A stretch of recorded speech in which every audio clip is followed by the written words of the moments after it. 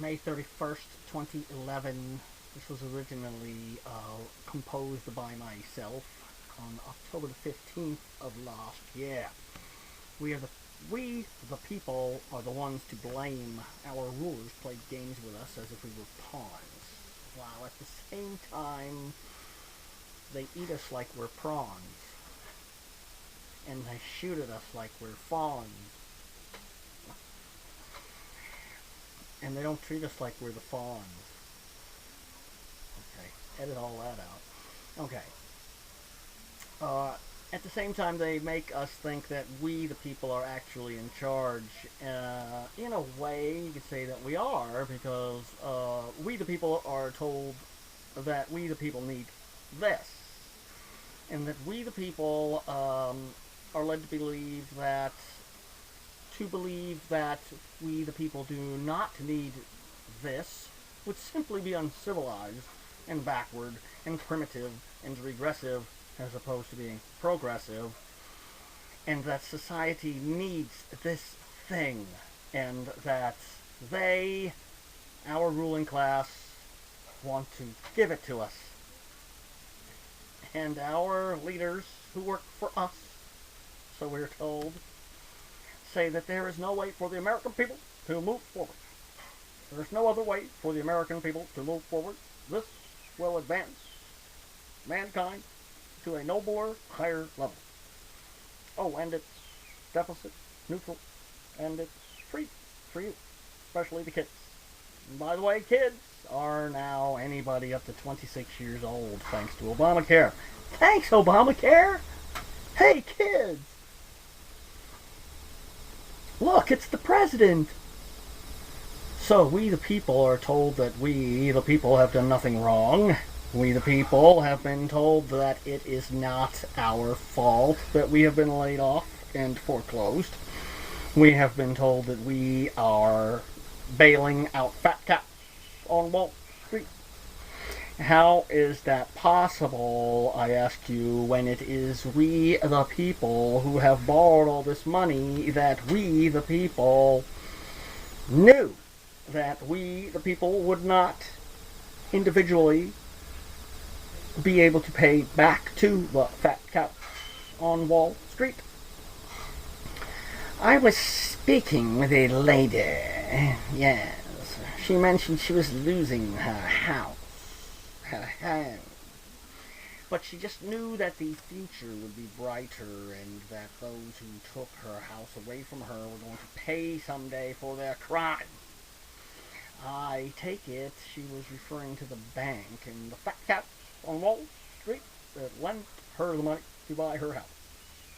Her share of the American dream.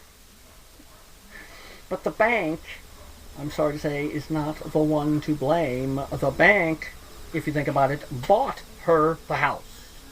And then she promised the bank that she would pay them back little by little with interest over a very long period of time.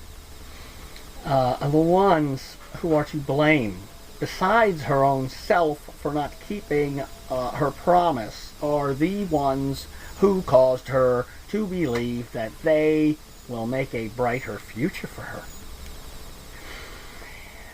And the ones to blame are playing her. They are preying upon her desire in the way that a predator preys upon a less vicious beast. They are preying upon her desire to be removed from blame in any way, shape, or form. Even though deep inside of her, she knows she should not have bought the house. She knew that she would not be able to afford it.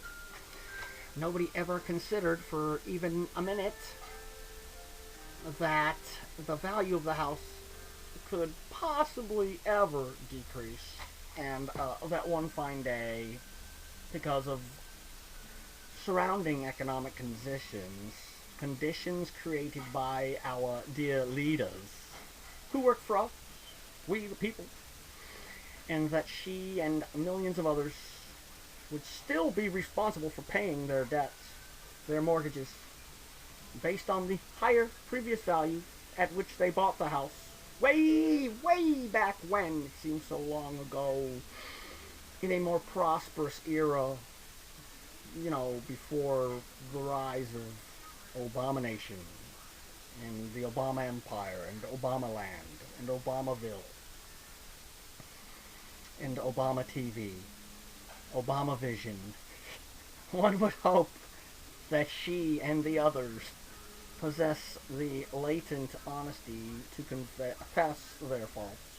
One would hope that she and the others, the millions of others, would possess somewhere inside themselves the ability to admit their faults to themselves and their errors in private, maybe to their God even. Like, dear Lord, please help me refinance and forgive me for my trespasses, as I forgive those who trespass against me.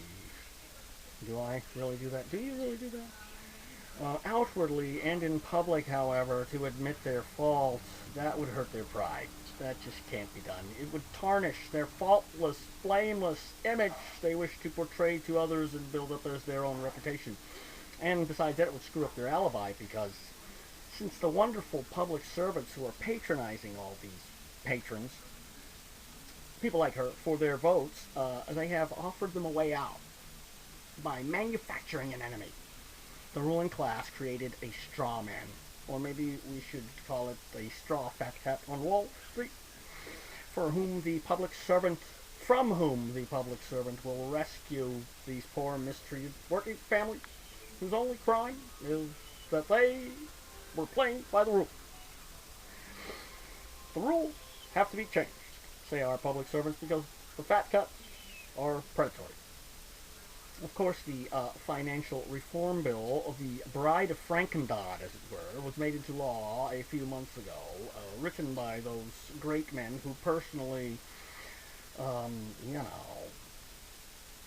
finger-fucked the mortgage industry in the first place, way back in the Clinton days and confusion. But, like anything with Slick Willie's DNA on it, there's no blame placed there, And Frankendod included nothing in their bill that would put an end to anything that people say they're suffering now, which has been labeled as predatory lending. It still goes on. Never got stopped. And there might come another crash, because this bill didn't even guarantee that another crash wouldn't happen, which indeed means that it actually guarantees that another crash will happen. The government, in its contempt for the free enterprise system, and in its covetousness and desire for all the wealth and property, especially real estate, of the American people, paid for by the banks who hold paper to such and loan the money to the people to have and to hold, in the interest of what they, our leaders, would want us, we the people, to see as their altruism, their philanthropy, their compassion. They have offered all the little guys a way out, to those who didn't know what they were getting into, and those who bit off more than they could chew, and now decided they don't like the deal for which they signed their name and just don't want to admit it. The unique and unenviable situation these folks find themselves in through no fault of their own. Yeah, right. Yeah, because it's mostly the leader's fault. Okay? Of course, they're not going to say that. They have their straw man to blame, straw fat cat. Along with the unique situation of millions of other pathetic lost souls. I mean, the innocent little sheep who have been, placed in this situation through no act of their own. Well, this seemingly bad situation has a silver lining, has a bright side, at least for the government. If they can get we, the people, on their side by telling we, the people, that they, our beneficent rulers, are on our side, then the government can bring about the failure of the bank system by litigating and suing the banks, and lawmaking and legislating and mandating a chain of falling dominoes, laws that cannot be followed, laws that are suicidal to follow for the banks, and the laws that will lead to a falling dominoes, that will lead to a house of cards as they knocked each other over and then knocked the house over, which is the banking system and the free enterprise system, and of which our leaders can assure the fall. And then they will own it all. Our leaders. Of course, it's we the people. You see just how much you own after this happens. And it will. It will. It's being set up.